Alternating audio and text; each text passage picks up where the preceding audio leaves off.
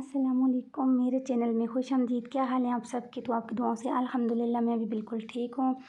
ये जो मेरी वीडियो है, ये जब हम गाँव गए हुए थे तो वहाँ की है। वहाँ पर ये जो है साग हमने वहाँ पर ये मेरी सास अम्मी ने साग तोड़ के वो लाई थी, क्योंकि हमारा साग खाने का जब भी गाँव जाएँ तो दिल करता है कि वहाँ से ताज़ा ताज़ा साग तोड़ के तो उसे पकाया जाए। उसका टेस्ट बहुत मज़े का होता है।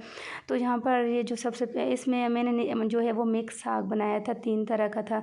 तो ये जो सबसे पहले ये कद्दू का साग होता है। कद्दू आप सब जैसे कि जानते होंगे कि ये नबी सल्लल्लाहु अलैहि वसल्लम की पसंदीदा सब्ज़ी थी। तो ये इसका साग जो है वो बहुत मज़े का बनता है और इसके साथ ऐसे डंठल से होते हैं, तो उनको तोड़ के अच्छी तरह से साफ़ कर लेते हैं। ये जो साथ लंबी लंबी ये आपको नज़र आ रही हैं, ये होता है शाखें से होती हैं, इनको भी अलग कर लेते हैं।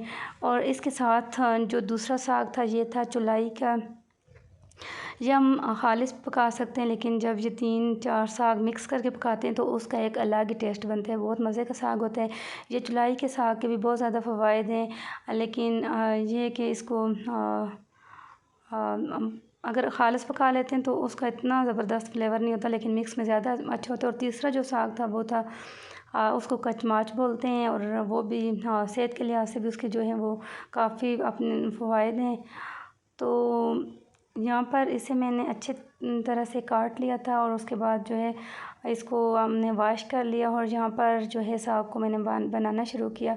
तो उस टाइम धूप भी थी, और यहाँ पर जो है अंदर भी चूल्हा रखा हुआ था, लेकिन बाहर ओपन में मैंने कहा ये सही है, क्योंकि अंदर ये होता है कि वहाँ पे धुआं बहुत ज़्यादा जमा हो जाता है, तो फिर वो पकाना मुश्किल हो जाता है। तो बाहर खुली फ़िज़ा में ये होता है कि धुआं जो है वो इधर उधर बिखर जाता है, फिर इतना धुआं नहीं लगता। तो यहाँ पर सबसे पहले लहसुन डाला था। जब लहसुन अदरक वो जब हमारा अच्छे से हो गया था ब्राउन, तो इसमें मैंने शामिल कर दिए थे टमाटर, और साथ ही हरी मिर्चें भी काट कर शामिल कर दी थी।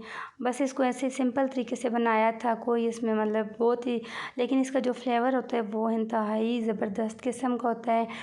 और उसके बाद यहाँ पर इसमें मैंने शामिल की थी दरा मिर्च शामिल की, नमक वगैरह, और बस इतने ज़्यादा स्पाइसी इसमें नहीं जाते।